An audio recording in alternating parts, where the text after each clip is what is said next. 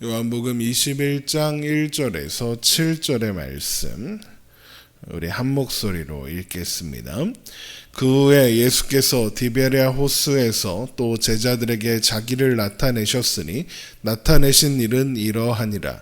시몬 베드로와 디두모라 하는 도마와 갈릴리 가나 사람 나다나엘과 세베대의 아들들과 또 다른 제자 둘이 함께 있더니 시몬 베드로가 나는 물고기 잡으러 가노라 하니 그들이 우리도 함께 가겠다 하고 나가서 배에 올랐으나 그날 밤에 아무것도 잡지 못하였더니 날이 새어 갈 때에 예수께서 바닷가에 서셨으나 제자들이 예수이신 줄 알지 못하는지라.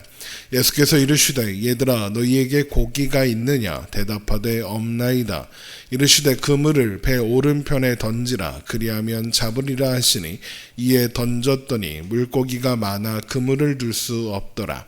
예수께서 사랑하시는 그 제자가 베드로에게 이르되 주님이시라 하니 시몬 베드로가 벗고 있다가 주님이라 하는 말을 듣고 겉옷을 두른 후에 바다로 뛰어내리더라. 아멘. 부활하신 예수님은 빈 무덤 앞에 서 있던 막달라 마리아와 여인들에게 나타나셨고 이후에는 예루살렘 어느 집에 모여 있던 제자들에게 두 번에 걸쳐서 또한 나타나셨습니다.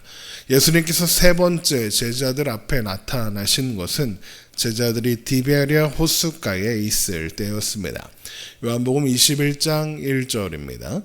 그 후에 예수께서 디베랴 호수에서 또 제자들에게 자기를 나타내셨으니 나타내신 일은 이러하니라. 디베랴 호수는 갈릴리 호수의 다른 이름입니다.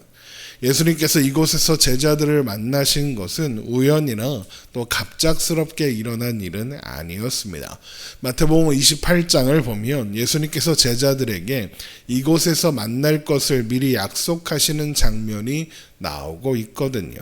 아마도 제자들은 도마와 함께 예수님을 만난 이후에 갈릴리로 이동해서 예수님을 기다리고 있었던 것 같습니다. 요한복음 21장 2절입니다. 시몬 베드로와 디두모라 하는 도마와 갈릴리 가나 사람 나다나엘과 세베대의 아들들과 또 다른 제자 둘이 함께 있더니. 하지만 예수님을 만난 그 때가 언제인지는 알지 못했기 때문에 베드로는 물고기를 잡으러 가겠다라고 나섰고, 그러자 도마, 나다나엘, 세베대의 아들들, 그러니까 야고보와 요한입니다. 또 이름 모를 다른 두 제자도 함께 가겠다며 따라 나섰습니다. 그러나 그들은 밤새 아무것도 잡지 못했죠. 요한복음 21장 3절입니다. 시몬 베드로가 나는 물고기 잡으러 가노라 하니 그들이 우리도 함께 가겠다 하고 나가서 배에 올랐으나 그날 밤에 아무것도 잡지 못하였더니. 베드로가 왜 물고기를 잡겠다며 나섰는지는 알 수 없습니다. 마냥 기다리는 것이 지루했을 수도 있고, 아니면 최근에 경험한 여러 가지 일들, 유월절 만찬, 주님께서 잡히셨던 일, 그리고 주님을 배신했던 그 일, 또 주님께서 비참하게 십자가에 죽으셨던 일, 그리고 기이한 주님의 부활과 또 주님을 만난 이런 일들까지 혼란스러운 마음이 정돈이 필요했기 때문에 그랬을 수도 있습니다.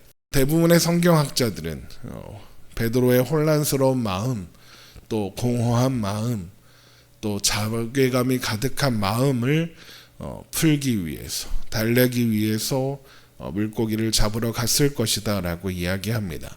그래서 밤새 아무것도 잡지 못한 빈 그물이 공허한 베드로의 마음을 반영하고 있다, 제자들의 마음을 반영하고 있다라고 설명하기도 합니다. 베드로는 주님께서 잡히시고 신문 당하시는 동안 3번이나 그분을 부인했습니다.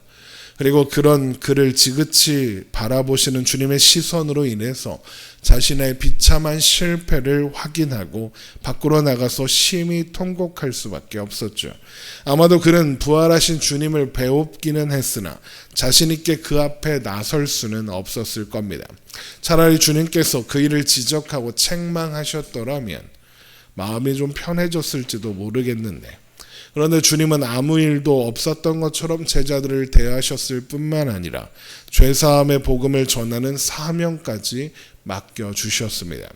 아마도 베드로는 사람 낚는 어부가 되게 하시겠다던 주님의 말씀이 떠올랐을 겁니다.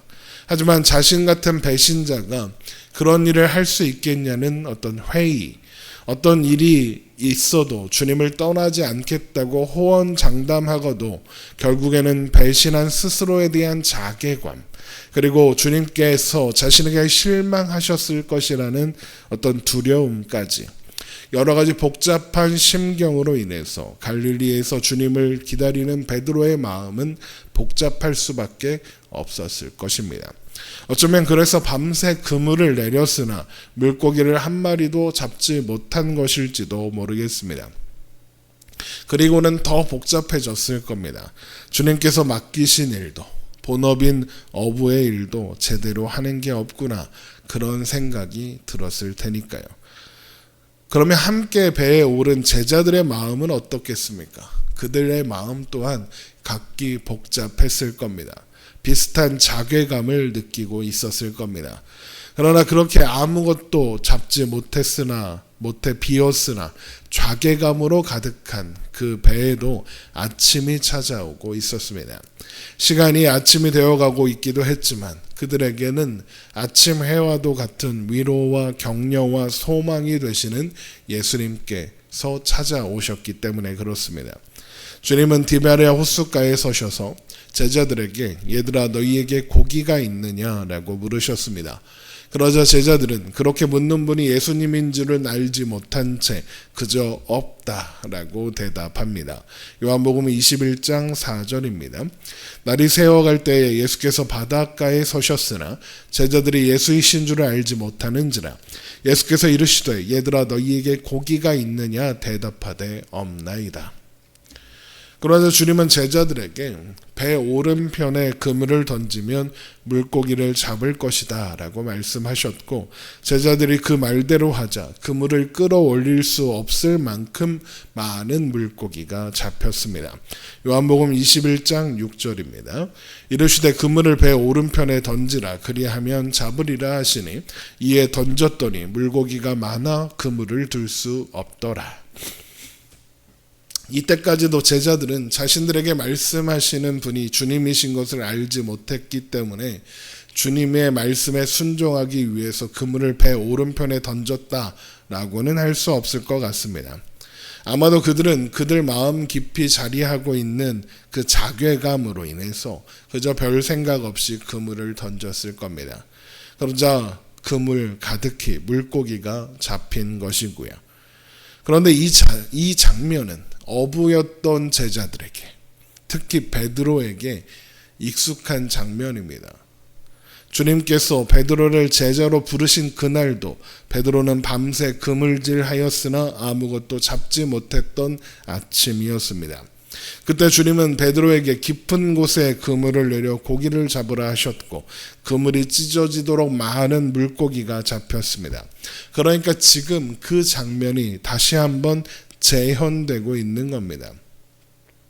주님은 부활하신 후 당신을 배반한 제자들의 허물에 대해서 아무것도 말씀하지 않으시고 오히려 저희를 보내어 죄사함의 복음을 전하게 하시겠다고 하셨을 뿐만 아니라 그들이 결의와 각오를 다지던 6월절 마지막 만찬 자리에서 약속하셨던 성령을 받으라라고 하셨습니다. 그러나 제자들은 앞에서 말씀드린 것처럼 여전히 깊은 좌괴감에 빠져 있을 수밖에 없었습니다. 그런데 지금 이제 주님께서 그들을 처음 부르셨을 때의 일과 똑같은 일을 반복하여 보여주시는 겁니다. 그러면 주님께서 이렇게 하시는 이유가 무엇이겠습니까?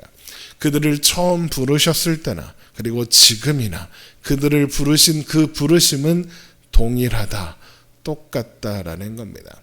실패하고 무너진 그들을 다시 불러 세우시고 그들을 향한 하나님의 뜻과 계획 그리고 부르심은 여전히 유효하다는 것을 확인시켜 주시는 겁니다.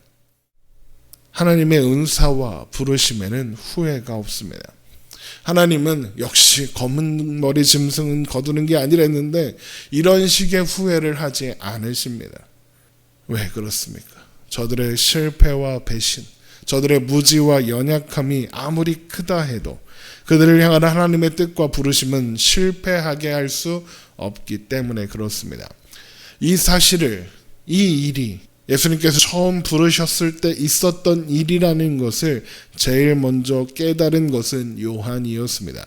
지금 일어난 일은 요한이 베드로와 함께 예수님의 제자가 되었던 바로 그날 있었던 일의 재현이었고, 그렇다는 것은 지금 물 밖에 서서 자신들에게 말씀하시는 분은 예수님이실 수밖에 없다라고 생각했을 겁니다. 그리고 아마도 요한은 그 순간 지금 일어난 일의 의미가 자괴감으로 가득한 제자들을 위한 위로와 격려라는 것도 깨달은 것 같습니다. 그래서 가장 깊은 자괴감에 빠져 있는 베드로에게 주님이시다라고 제일 먼저 알려주는 겁니다. 주님이시다라는 이런 요한의 말을 들은 베드로는 밤새 그물을 내리느냐고 벗고 있었던 겉옷을 몸에 두르고는 바다로 뛰어들었습니다. 요한복음 21장 7절입니다. 예수께서 사랑하시는 그 제자가 베드로에게 이르되 주님이시라 하니 시몬 베드로가 벗고 있다가 주님이라 하는 말을 듣고 겉옷을 두른 후에 바다로 뛰어내리더라. 아마도 베드로는 주님을 향해 헤엄칠 요량이었을 겁니다. 다른 제자들보다 먼저 주님을 만나고 싶었기 때문일 겁니다. 하지만 단순히 반가운 마음 때문이었을 것 같지는 않습니다. 그가 가지고 있었던 자괴감은 아직 해결되지 않았습니다. 이제까지의 베드로의 성격과 태도를 생각해 보면 그는 성급하고 직설적이며 적극적입니다. 그래서 아마도 저는 베드로가 다른 제자들이 없을 때, 다른 제자들이 듣지 못할 때 주님께 무언가 말씀드리고 싶었던 게 아닐까라고 생각합니다. 물론 어떤 마음으로 베드로가 배에서 뛰어내렸는지는 정확히 알 수 없습니다. 하지만 밤새 그물질을 하면서 여러 가지 고민을 했을 것이고, 그의 성격으로 미루어 보아 고민 끝에 다다른 결론은 예수님께 잘못을 고하고 혼나자, 매를 맞자, 쫓아내시면 쫓겨나자, 이런 것이었을 가능성이 높기 때문에 그렇습니다. 그래서 급히 배에서 뛰어내리는 와중에 겉옷을 챙기는 겁니다. 잘못을 고하러 가는데 맨몸으로 할 수는 없는 일이니까요. 하지만 이후의 말씀을 보면 베드로는 배보다 늦게 도착하는 것 같습니다. 갈릴리에서 잔뼈가 굵은 어부였던 베드로가 100m 정도밖에 되지 않는 거리를 헤엄쳤는데 무거운 그물을 끌고 오는 배보다 늦게 도착했다. 이것은 베드로의 수영 실력이 부족했기 때문은 아닌 것 같습니다. 아마도 그가 잘못을 고하는 것보다 먼저 들어야 할 말씀이 있었기 때문에 그의 도착이 지연되지 않았을까라고 생각합니다. 그의 연약함이, 그의 실력 없음이, 그의 실패와 좌절이 그를 부르시고 그에게 사명을 맡기신 주님의 뜻을 실패하게 할 수 없다는 사실을 확인하는 것, 그것이 먼저였기 때문에 제일 먼저 주님을 만나겠다고 바다에 뛰어들기까지 했던 베드로가 다른 제자들보다 뒤늦게 도착하게 되는 것 같습니다. 물론 그렇다고 해서 회개할 필요가 없다, 그런 의미는 아닙니다. 하지만 우리가 회개할 수 있는 이유는 회개를 들으시는 분이 한없이 자비로우시며 은사와 부르심에 후회하심이 없으신 하나님이기 때문입니다. 이것을 알지 못하면 진정한 회개를 할 수 없습니다. 회개는 죄를 뉘우치고 돌이키겠다는 결단인 동시에 그럼에도 불구하고 여전히 연약한 나를 도우시는 하나님을 구하는 간구이기도 하거든요. 돌이킬 때 받아주실지 확신할 수 없다면, 반복되는 죄의 유혹을 이길 수 있도록 도우실 것을 신뢰하지 못한다면 진정한 회개를 어떻게 할 수 있겠습니까? 이것을 모르면 회개하지 않고 도망치거나 회개하더라도 상황을 모면하기 위한 핑계가 될 가능성이 높은 겁니다. 그래서 베드로의 회개 이전에 이것을 먼저 가르치시기 위해서 베드로의 도착이 지연되도록 하지 않으셨을까라고 저는 추측하는 겁니다. 주님의 배려였고 사랑이었다는 겁니다. 그렇게 어둠이 가득한 디베리아 호수의 배에, 자괴감과 한숨이 가득한 그 배에 아침이 찾아왔습니다. 어둠이 가득한 우리의 삶에 주님께서 찾아오셔서 아침이 되신 것처럼 말입니다. 주님께서 우리의 새로운 시작이 되셨습니다. 우리는 비록 연약하지만 우리를 부르신 하나님의 부르심에는 후회가 없으십니다. 하나님이 시작하셨으니 하나님이 완성하시는 우리의 신앙 여정입니다. 이것을 잊지 않고 기억하며 오늘을 사는 우리가 되기를 주님의 이름으로 축원합니다. 기도하겠습니다.